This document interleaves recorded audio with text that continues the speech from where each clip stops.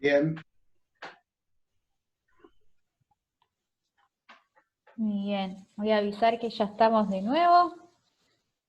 Fernanda, ¿cómo estás? Hola René, ¿cómo estás? Bien, ¿y vos? Bien, bien. Esperando. ¿Cómo venimos hasta ahora, Fernanda? Esperando tu aporte, que es el que más necesito y el que más me cuesta. Bueno, vamos a ver si podemos ayudar. Sí, yo creo que sí. Todo depende siempre del punto de vista de donde que cada uno tome su realidad para la construcción. No compararse, es fundamental, Fernanda, ¿sí? Tomar esto como el inicio personal de donde yo parto, no donde partieron los demás. Y acá es una de las cosas principales, ¿no? Y después dividir ansiedad y motivación, que ahora vamos a explicar cuando comencemos con todo, que es una de las cosas que, donde ponemos un error al querer definir eso, ¿sí? Si son lo mismo, Genial. si son parecidos, ¿sí? Así que eso va a ser importante, Fernanda, Dale, gracias. conocer eso. Muy Los bien, ejercicios son un aporte variado y parte también de la experiencia de cada uno. muy bien. Creo que estamos todos, faltan dos, me parece, ¿no? ¿Mm? Sí, Somos 6. falta Caro y falta el caballero del grupo. Exactamente. Está viniendo a buscar agua. Ah, está bien, Claro. fue a buscar agua. Y puse una semillita, eso es bueno. Yo también fui a Quiso buscar escuchar agua. la parte de actividad física para mí, se escapa. Mm. Ah, la parte de actividad física, sí. Ya debe estar entrando Caro. Así que bueno, vamos comenzando quizá con las preguntas que teníamos dentro de esta parte de la charla. ¿Por qué hay que hacer actividad física? ¿Cuál es la más adecuada para cada persona? Y Sí, cómo crear el hábito de hacer actividad física es lo que vamos a intentar responder en esta parte de la charla. Así que exactamente, ¿no? cuando vos digas, Así que pasa la bueno, siguiente, Lu, ¿no? pasamos a la próxima diapositiva. Eso, bien, ¿cómo funciona el organismo primero? Vamos a primero darle herramientas que ustedes van a necesitar saber para yo poderle explicar después. Y ahí van a poder unir todas las cosas. Bien, entonces necesitamos de ejercicios. Los ejercicios tienen 3 cuerpos. Una parte es la técnica, que yo tengo que saber cómo se hace el ejercicio a nivel técnico y cómo lo adapto para mí. ¿Sí? Si voy a hacer una sentadilla y no puedo llegar a hacer a 90 grados, lo voy a hacer a menos, porque todavía no tengo la fuerza suficiente, pero correctamente con la cintura, la espalda. Esa es una cuestión técnica. La cuestión de repetición es la que le sigue, que es tomar una metodología. Hacer 4 series de 10, 3 series de 10 o de 20, ¿sí? Y el desarrollo es algo que ya tiene que ver con más inversión de tiempo y permanencia dentro de lo que es la actividad física. Dentro de 2 meses o más es lo que va a tardar el sistema tendinoso y ligamentario en desarrollarse. Mientras tanto va aprendiendo técnica y repetición. Cuando pasan los 2 meses se crea el tendón y el ligamento, se engrosan, se ponen más gruesos. El músculo tiene la capacidad de hacer fuerza, pero no el tendón y el ligamento de soportarla. O sea que es donde se une un hueso con el otro y donde se une el músculo con el hueso. Esos tejidos se llaman tejidos conectivos, son tejidos cristalinos, pero no tienen la capacidad de desarrollarse rápido. Se desarrollan después más o menos de los 2 meses de comenzar una actividad física. ¿Sí? Pasamos luz a la otra. Ahí vamos. Bien. ¿Cuántas calorías se queman con el ejercicio físico? Bien. Por ahí habrán escuchado los ejercicios HIIT, son ejercicios de metodología elevada. Estos son por ahí los chicos que dan clases o algunas filmaciones que se están viendo mucho en Instagram, en YouTube, hacer ejercicios HIIT. Son ejercicios de alta intensidad. ¿Qué quiere decir? Se usa mucho un método que se llama el doctor Tabata, Tabata es, vamos a hacer un Tabata por ahí, dicen, sí, son 20 segundos de ejercicio que pueden ser sentadillas, saltos de alta intensidad durante 20 segundos y descansan 10. Esto se hace durante 20 minutos y quema aproximadamente 300 calorías. Son cálculos de orden matemáticos no son exactos. Sépanlo que todo lo que está anotado acá no son exactos y nadie le va a decir algo que hay exactitud al 100% en esto. Entonces son aproximados. Un ejercicio aeróbico de una caminata a una cuadra el minuto, o sea que yo tengo que caminar durante 100 metros, tengo que tardar un minuto, va a haber, durante 30 minutos voy a quemar más o menos 200 calorías. Esto se puede hacer un trabajo aeróbico muy piola, que yo recomiendo siempre a las personas comenzar con esto. Un trabajo de fuerza clásica de salón de máquina, durante 30 minutos podemos llegar a quemar de 200 a 800 calorías. ¿Por qué tanta? Porque esto depende de la experiencia de la persona y el tiempo que lleva realizando actividad física. O sea que podemos decir que una persona que inicia puede comenzar en media hora a quemar 200 calorías y una persona que está experimentada en el mismo tiempo va a quemar más calorías porque le puede mover más peso en menos tiempo y hacer más repeticiones y más series. O sea que esta persona, más o menos, una persona experimentada en una hora, va a levantar arriba de los 7.000 kilos, 7 toneladas, y la persona no experimentada va a levantar 2 toneladas sumatoriamente. ¿Sí? Se hace por cantidad de pesos desplazados durante ese tiempo. Ahora, ¿cuál para mí es la mejor cuando iniciamos una actividad o queremos crear un hábito? Una caminata o bicicleta, algo que sea fácil de manejar y fácil de sostener, ¿sí? Y no descarto el tema de la fuerza. No me metería en un trabajo HIIT, porque si bien es de 20 minutos de alto impacto, acá hay que ver el costo que tiene la articulación. Si dijimos hace un rato que necesitamos que el tendón y el ligamento se desarrollen, yo no podría comenzar con un trabajo HIIT, ¿sí? No es recomendable a nivel de salud. Estos trabajos están hechos para deportistas o gente con una alta experiencia en el desarrollo físico ya. Lo mismo en bicicleta de rodillo, ¿cuánto es recomendable? También comenzar con 30 minutos, trabajo muy tranquilo. Ahora vamos a hablar de cómo tengo que terminar cada trabajo. Seguimos con la otra diapositiva. Bien, para tener en cuenta cómo se secuencia esto en un organismo. El organismo tiene un accionar nervioso. Siempre parte del nervio y se comienza con una entrada en calor, con una parte que es el tema del día, puede ser el fortalecimiento, la fuerza, y una parte de la calma. ¿Cómo vuelvo a ordenar que el cuerpo se desordena cuando hace trabajo? En la parte de la naranja está desordenado. Y en la parte de la relajación yo lo tengo que ordenar de vuelta. O sea, con un ejercicio, con una clase. Luego de entrada en calor lo estoy preparando para trabajar. Lo trabajo, que es el fortalecimiento, y vuelvo a la relajación, yo lo tengo que ordenar a las fibras musculares. Quiere decir que tengo que estirar un poquito, tengo que acomodar las articulaciones de vuelta. Le tengo que dedicar un tiempo de relajación, de estiramiento, de movilidad articular. ¿Por qué pasa esto? Porque la gente termina la clase y se va. Termina de caminar, llega a la casa y dice, no, ya terminé, me pongo a hacer las cosas. Y le queda todo el organismo desordenado. Todos los desechos de los tejidos, nosotros cuando hacemos actividad física producimos un montón de desecho, que es basura básicamente para el organismo, la mayoría de las cosas, digamos un 70% es desecho. Esos desechos van a quedar atascados en el sistema arterial, en el capilar.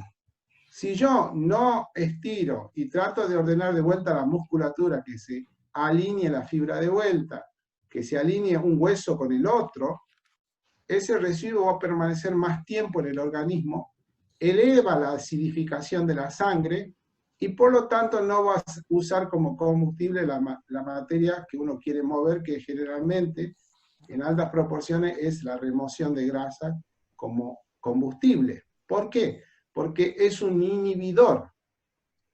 yo le estoy dando una inhibición al cuerpo. Si el cuerpo está, yo lo dejo adolorido, no me va a consumir grasa. Al contrario, me va a hacer comer más por defensa al dolor. El dolor causa que mi cuerpo gaste más porque me duele.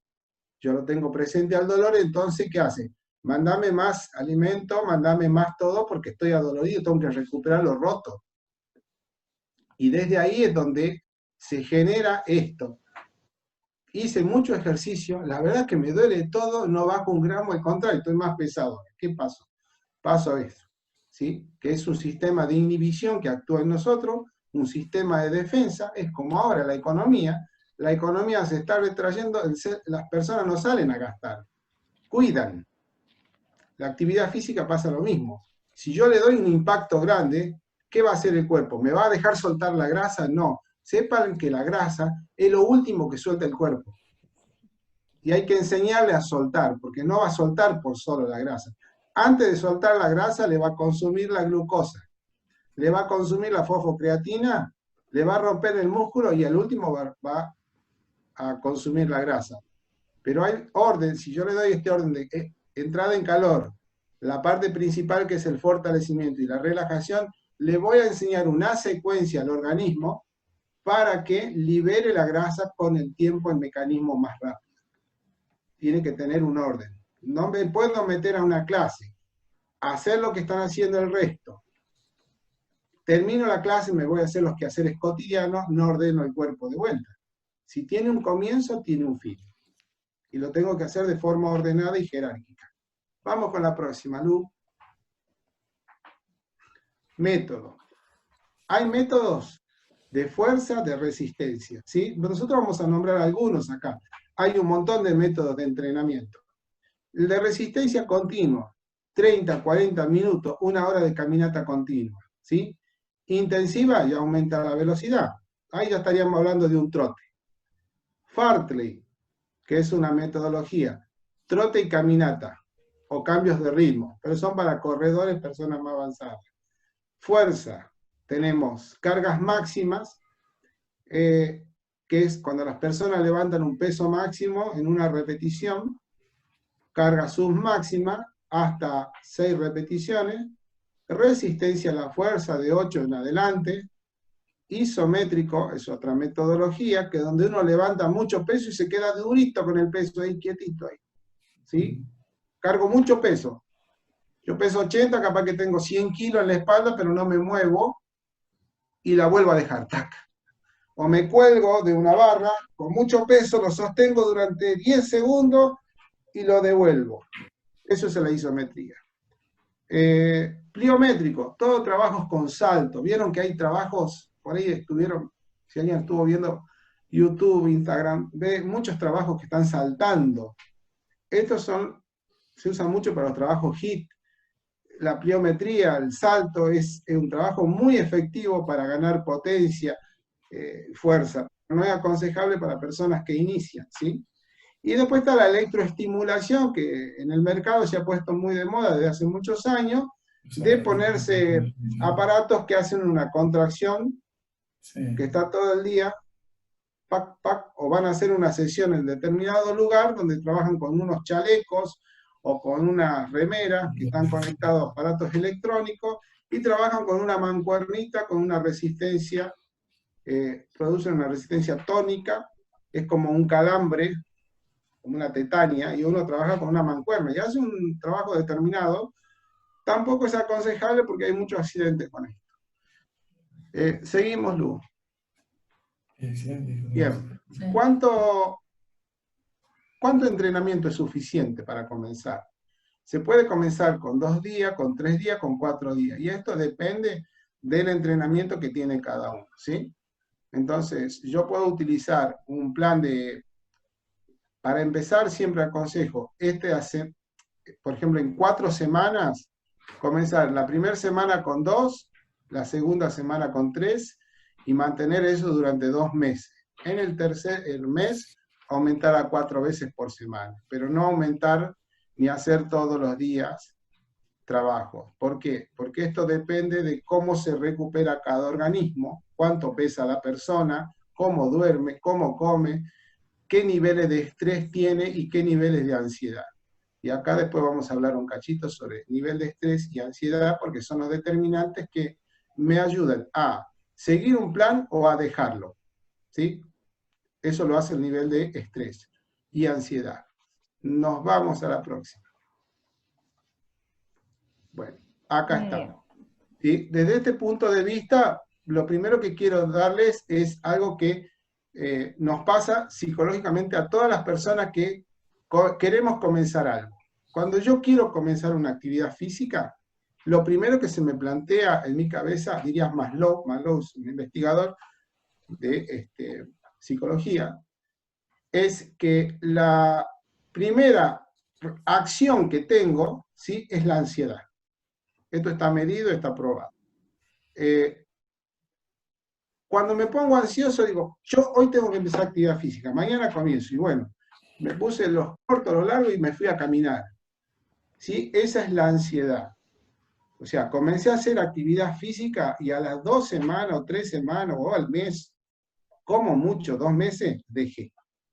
Dejé porque no vi resultados, porque siento que me duele mucho el cuerpo, porque me siento más cansado y no sé qué hacer. ¿Sí? Eso caracteriza la ansiedad. La ansiedad es una muy buena herramienta para comenzar, pero no estoy motivado. Como diría el Bambino Veira, la muchachada está motivada, decía el Bambino Veira. ¿Qué quería decir el Bambino? Que cuando uno está motivado sabe a dónde va. Con la ansiedad solo queremos lo que necesitamos. Entonces, yo quiero bajar de peso. ¿Qué necesito? Sacarme estos kilos de más. Eso es motivación o ansiedad. Lo primero que tenemos es ansiedad, no es motivación. Para que eso pase a ser motivación, yo tengo que tener un plan, tengo que tener una estrategia y tengo que saber cuánto me va a durar. Sin esas cualidades, no voy a estar motivado. ¿Por qué? Porque mañana yo me voy a levantar sin ganas de querer hacer la dieta, sin ganas de querer hacer la actividad física. ¿Y eso significa que esté desmotivado? No, no significa eso. Significa que tengo un mal día como cualquier ser humano y tengo que aceptarlo como tal. Porque si yo, por estar una semana triste, porque me pasaron cosas en la vida, por estar adolorido, porque hice otras cosas mal en la vida, yo no puedo decir que ya me desmotivé. Si tengo un plan, lo voy a seguir. Si no tengo el plan, seguramente lo voy a dejar. Y esto es básicamente lo que nos pasa a todos los seres humanos. No tan solo les pasa a una persona que va a iniciar una actividad física o que ya está, les pasa a los deportistas de alto rendimiento, yo tengo unos cuantos. Entonces me llaman los chicos y me dicen, René, hoy estoy sin ganas, hoy no sé qué me pasa. Te pasa lo que le pasa a cualquier ser humano, nos cansamos de nuestra actividad laboral, nada más. Es simplemente eso. Somos más los seres humanos de aceptar la tarea laboral por la que nos pagan. ¿Sí? Entonces podemos estar horas rompiéndonos la espalda de frente a un escritorio, rompiéndolo literalmente porque el cuerpo se está autodestruyendo mientras no nos movemos. Sépanlo eso porque esto es muy importante. La gente cree que está descansada cuando está sentada. No, se está rompiendo a una cantidad alta, elevada. ¿Por qué? ¿Sí? Porque el cuerpo necesita cierto gradiente de cantidad de movimiento para estar sano. Entonces, y otra cosa que nos pasa cuando estamos sentados, no tan solo nos estamos rompiendo, nos estamos acidificando. Si le sacan una muestra de sangre, le va a dar que el pH le da más alto. Y esto se debe a la cantidad de soluciones de residuos que elevan la acidificación en la sangre. Por lo tanto, el ánimo y el estrés le suben más al ser humano. Si una cosa va enganchada de la otra. O sea, tenemos, y encima después, todas las hormonas desorganizadas, porque también en esto, lo hormonal se desorganiza, y las hormonas nos afectan en las emociones. La persona que pasa y dice... ¿Perdimos a René o perdimos a todos? Perdí a todos. Cansado, se gasta energía en los posturales. Hay un montón de sistemas que están gastando a la vez. ¿Sí? Y hasta es más perjudicial que un trabajo físico, porque en un trabajo físico uno tiene la opción de pararse y estirar. Acá, el mismo estrés y en estas vidas modernas, ya lo decía Maslow, el papá del entrenamiento moderno, ya hace 70 años atrás, decía, el ser humano va a tener problemas de hipocinesia, problema del movimiento, y en el año 68 la escuela piagetiana ya había decodificado cómo íbamos a vivir en estos tiempos modernos. Uno de los grandes desórdenes era el desorden hormonal. No les comienza a hacer preguntas por ir por la cabecita de por qué tantas personas tienen problemas hormonales, desorganización, desregulación en el periodo de la mujer, andropausia prematura en los hombres. Todo esto se va gestando a partir de la falta de movimiento, ¿sí? Entonces, al no tener una dieta de movimiento, generamos a construir una imagen corporal que yo estoy lejos de aquellas cosas que yo quiero. Entonces, la presión sobre la propaganda que tenemos, de que mira, yo hice este plan, la verdad que me sale alguien por la televisión, dice, haga flexiones durante 6 meses y vea cómo su cuerpo cambia día a día. Y te pone un muchacho ahí. Entonces, ¿qué pasa? Nadie le contó que ese muchacho, como decía Luciana, tiene una dieta de ejercicio, duerme bien, no, es soltero, no, básicamente tiene los problemas chicos solteros, no es casado, no tiene negocio, no tiene problema de pagar cuentas. ¿Sí? Uno tiene hijos, tiene un montón de cuestiones que atrás sale nuestro hijo hoy al baile y andamos con... No sabemos cómo ponernos, porque no sabemos si vuelve, si no vuelve, vivimos en un país convulsionado, bueno, todo esto afecta a la motricidad, sí afecta, ¿por qué? Porque somos un todo. Hace unos años fui a hacer un curso de fascias, le explico ahí en corto tiempo. ¿Cómo estamos, Lu, con el tiempo? Vamos 25 minutos, o sea, tenemos 5 minutitos más para cerrar tu charla. Bien, vamos a entregar lo de fascia. Lo de fascia tiene que ver con esto. El sistema facial está unido al sistema límbico. ¿Qué es esto, la fascia? La fascia es el envoltorio del músculo. ¿Vieron el pelleto que tiene una membrana que lo envuelve? Esta es la fascia muscular. Y tenemos una fascia general que envuelve todo el cuerpo, que está entre esa fascia, la piel, hay otra fascia más que no se ve, que es como un tejido de las telas de los pañales, ¿sí? Y la tenemos enmarañada en todo el cuerpo. Es como un traje de neopren, de la planta de los pies hasta arriba de la cabeza, en todas las partes.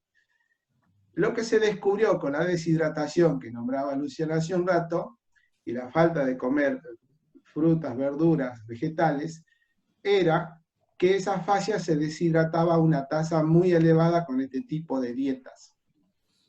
Y éramos propensos a desorganizarnos a nivel facial, a ser propenso a la ruptura, pero sobre todo, como esa fascia general está ligada más al sistema límbico que al sistema motor, nos produce un mal humor tremendo. Nos produce un mal humor tremendo. ¿Por qué? Porque esa fascia, al deshidratarse, produce esa tensión a nuestro nivel de humor que hace que le esté faltando algo. Vitaminas, minerales. Entonces, reaccionamos con muy mala calidad de respuesta.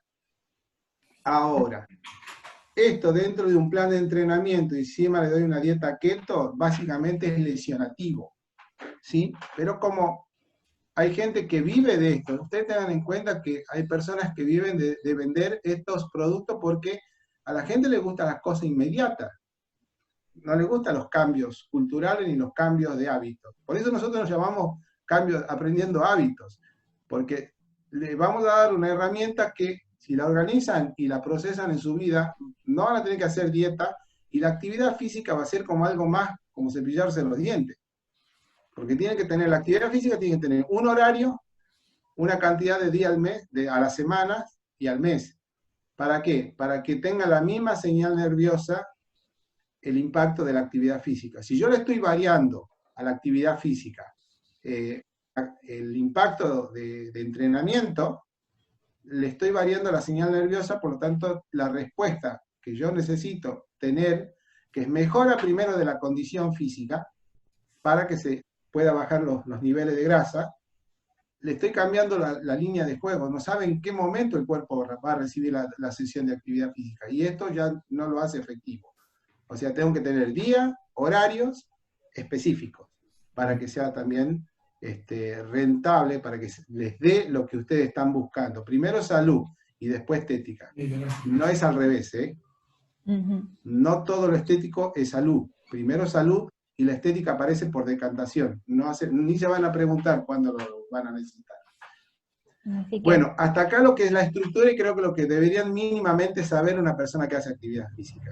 Y que lo primero que tienen que tener en cuenta es que la ansiedad se los va a comer antes que tener objetivos concretos. O sea, ustedes pueden decirme, René, yo quiero bajar de peso, yo quiero aprender tal cosa, pero si no tengo plan, no voy a bajar esos niveles de ansiedad, no voy a ver más adelante.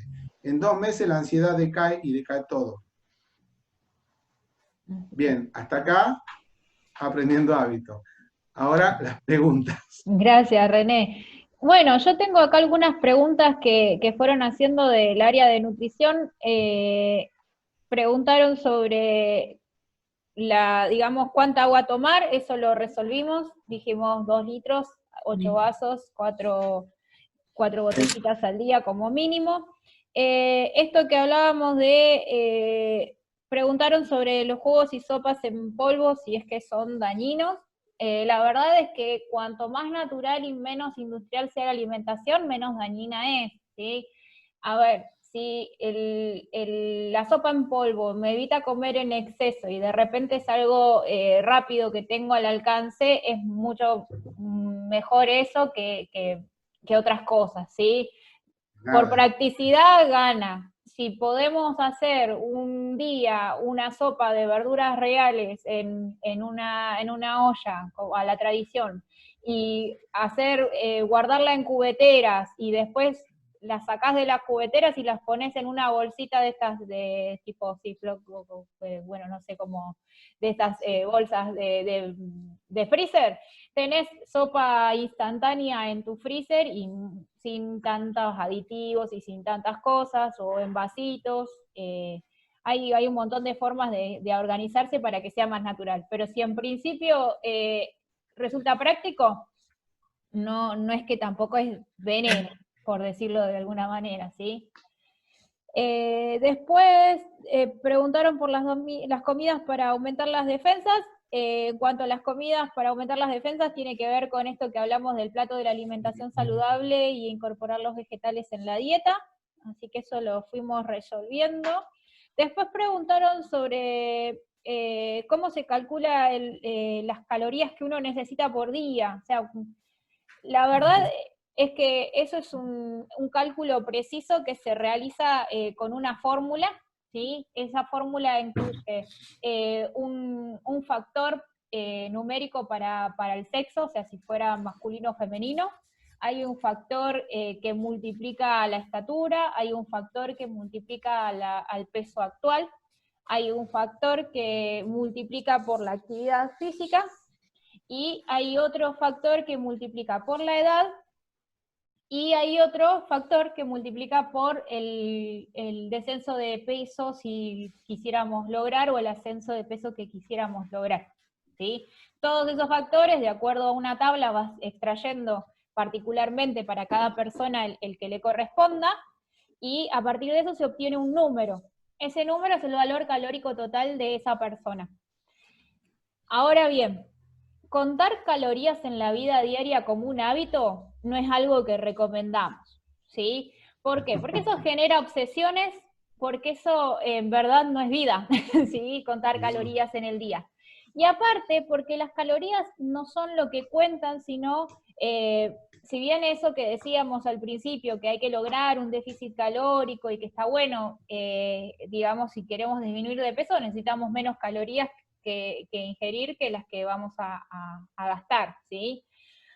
Pero tenemos que hacerlo a conciencia, y esas calorías tienen que estar llenas de otros nutrientes. ¿Y qué quiero decir con esto? Que no es lo mismo 100 calorías de banana que 100 calorías de hamburguesa frita. de coso, o de torta frita, o de galletita de paquete, o de tortilla de avena, ¿sí?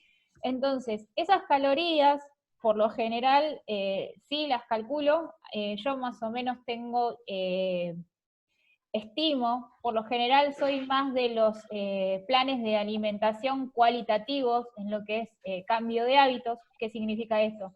Mejorando los alimentos que incorporamos, logramos sin darnos cuenta ese déficit calórico y incorporamos alimentos que son fuentes de nutrientes esenciales. Entonces, en lo que es aprende hábitos, no está bueno, digamos, el cálculo de calorías. Sí se hace una selección de alimentos con nutrientes esenciales, como lo son los vegetales, como lo son los distintos grupos, y orientamos las cantidades de acuerdo a las personas de cada uno de esos alimentos, sin hablar tanto de calorías, porque contar calorías para nosotros no es un buen hábito. ¿Sí? Así que eso Crea mucha ansiedad también, Luz. crea mucha ansiedad, ¿sí? Lo que La sí hay que... ansiedad juega todo en contra. Claro, claro. En lo que es hábitos no está bueno contar calorías. ¿En qué momento se cuentan calorías? En situaciones particulares. Por ejemplo, deportistas de elite, y de repente hay algunos que tenemos junto con René, y van a una competencia, y yo no quiero que la persona se me desmaye, tiene que hacer 50 metros de nado y se me desmaya a los 25 metros, porque no me vendría bien a mí y a mi seguro de mala praxis. ¿Sí? Entonces, en esos casos... es necesario que la persona cuente con la cantidad de glucógeno necesario y con la cantidad de glucosa en sangre necesaria como para afrontar ese esfuerzo físico que es extremo a veces, ¿sí? Pero en lo que es la alimentación habitual, una persona que necesita un descenso de peso y demás, es mucho más rico para esa persona que pueda aprender a gestionar sus emociones al momento de comer, que pueda aprender a lograr las proporciones adecuadas en el plato de comida, que pueda incorporar todos los grupos de alimentos sin culpa y en las proporciones adecuadas, ¿sí? Esa es la mejor forma de generar un buen déficit calórico aprendiendo hábitos. Después me preguntaron sobre la saciedad, ¿sí? Que hay veces que es muy difícil controlar la cantidad de alimentos que incorporamos día a día, que nuestros estómagos nos piden más cantidades de la que nuestro cuerpo en verdad necesita. Y entonces, ¿cómo gestiono eso? Si hay algún alimento que gestione eso. La verdad es que la saciedad depende mucho de la ansiedad muchas veces, ¿sí? Entonces, gestionar, digamos, cantidades adecuadas para nuestro cuerpo va a depender de un trabajo muy grande en muchas ocasiones, ¿sí? En donde lo que tenemos que lograr es un control de nuestras emociones más que de nuestra sensación de hambre, ¿sí? Porque requiere de poder identificar el hambre real del hambre emocional, ¿sí? Teniendo en cuenta que el hambre real no distingue entre alimentos, o sea, cuando uno siente ese vacío en la panza real, un plato de armónico me viene bien y no es necesario que sea una milanesa con papa frita en especial, ¿sí? Hay veces que el hambre emocional me lleva hacia un alimento en especial, ¿sí? Me dice que lo que necesito comer es tal o cual cosa. En el caso del hambre real, no ocurre. Y otra de las cosas es que muchas veces el hambre real, al terminar de comer, uno ya siente satisfacción con la cantidad adecuada, ¿sí? Y cuando ese hambre es emocional, a veces porque está rico sigo comiendo, y yo ya estoy llena, pero como está rico, o porque me convidaron un platito más bueno, ¿sí? Esa es una cuestión que tenemos que aprender a manejar. ¿Hay estrategias? Sí. Al principio es muy difícil dominar esto porque muchas de las personas que en algún momento padecimos sobrepeso, que tenemos problemas con las cantidades de los alimentos, por lo general tenemos anatómicamente un estómago más grande, ¿sí? No en vano se promueve como una técnica extrema la gastroplastía, o sea, achicar el estómago de las personas, ¿sí? Pero en ese caso tenemos que trabajar mucho mentalmente cuál es la saciedad que vamos a tomar como real, ¿sí? aprender a visualizar las cantidades, a observarlas y poder identificar qué cantidades son buenas para mí, ¿sí? Saber que es un plato de comida y si sigo teniendo hambre, dudar si ese hambre es verdaderamente real y qué es lo que está pasando por mi mente, y si en realidad es que quiero un poco más porque está rico, o porque estoy angustiada, o porque estoy en el periodo premenstrual, o porque estoy, ¿sí? Hay un montón de razones por las cuales mi cuerpo de alguna manera o mi mente me pide un segundo plato de comida, ¿sí? Entonces, en esas situaciones hay estrategias. Estrategias es lograr volumen con alimentos que tengan pocas calorías y mucho volumen. Los vegetales ahí ayudan un montón. Hago una gran ensalada, entonces parece mucho más que otros alimentos que quizá tienen una densidad de energía mayor y aportan muchas más calorías en menos volumen. Otra de las cosas es incorporar quizá caldos de verduras o estos jugos de verduras tipo detox antes, que dan volumen y de paso me ayudan a comer vegetales, ¿sí? La hidratación muchas veces es confundida con hambre, la sensación de sed se confunde con la de hambre, entonces tomar algún líquido previo a iniciar la comida, por ejemplo un vaso de agua antes de cenar o antes de almorzar, es un buen hábito, y un vaso de agua después, entonces ahí ya empezamos a dudar si realmente queríamos más o más alimento o ya estamos saciados. Y después otra de las cosas es comer conscientemente y despacio, ¿sí? Muchas veces nuestro cuerpo no llega a reconocer la señal de que comí, ¿sí? Entonces es importante poder comer despacio, masticar bien, saborear, visualizar bien mi plato de comida antes de incorporarlo. Era una buena costumbre religiosa el poder dar gracias por lo que estoy comiendo, entonces en ese momento no ataco así sin, digamos, un preámbulo, nada. ¿Viste? Que llegó el plato a la mesa, a veces ni siquiera llegó porque agarré una papita antes de que llegue a la mesa, porque serví, ¿viste? Otra de las opciones es no colocar la fuente sobre la mesa, ¿sí? Servir el plato de comida y esperar y aguardar, Claro. ¿sí? Esas son otras de las estrategias que pueden ayudar a la saciedad.